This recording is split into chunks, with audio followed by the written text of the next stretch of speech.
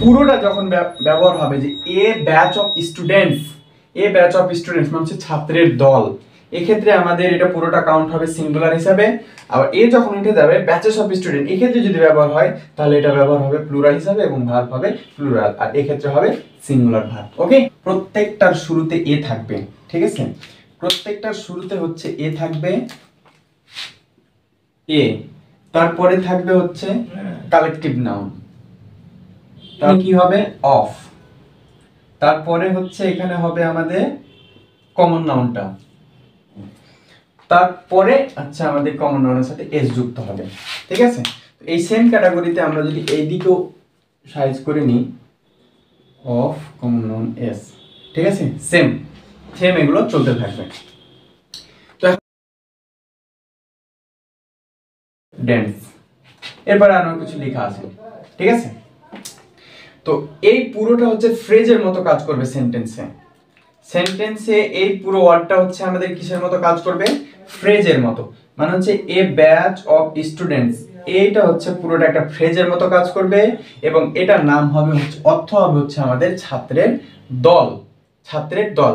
এক্ষেত্রে এই পুরোটার একটা পার্টস অফ স্পিচ হবে, সেটা হবে কি? সিঙ্গুলার,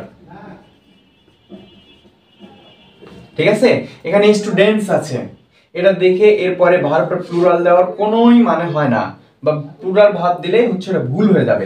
আমরা কালেকটিভ নাউন পড়ার সময় এগুলোকে মুখস্থ রাখবো যে এ ব্যাচ অফ স্টুডেন্টস, ঠিক আছে?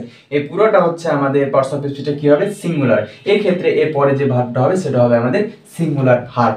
এখন একটু চেঞ্জ আছে, ভাই এ ব্যাচ স্টুডেন্ট না থেকে যদি ব্যাচ অফ স্টুডেন্টস, যদি এইরকম থাকে যে batches of students, batches of students, NI এবং এখানে ব্যাচের সাথে ইএস যুক্ত হয়েছে এই ক্ষেত্রে, এবং এখানে সেন্টেন্স আছে, এখানে সেন্টেন্স চলতে থাকবে, এই ক্ষেত্রে আমাদের এটা কাউন্ট হবে হচ্ছে প্লুরাল হিসাবে, প্লুরাল, এবং এরপরে যে ভার্বটা হবে সেটা হবে প্লুরাল ভার্ব, প্লুরাল ভার্ব, আর এখানে হবে সিঙ্গুলার ভার্ব, ঠিক আছে? এটা হচ্ছে একটা গুরুত্বপূর্ণ তথ্য। পুরোটা যখন ব্যবহার হবে যে a batch of students, a batch of students মানে হচ্ছে ছাত্রের দল, এক্ষেত্রে আমাদের এটা পুরোটা কাউন্ট হবে সিঙ্গুলার হিসাবে।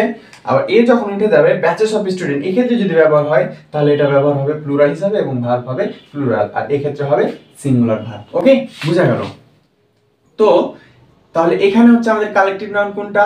ব্যাচ। কমন নাউন কোনটা? স্টুডেন্ট। এরপরে খেলোয়াড়ের দল, ঠিক আছে?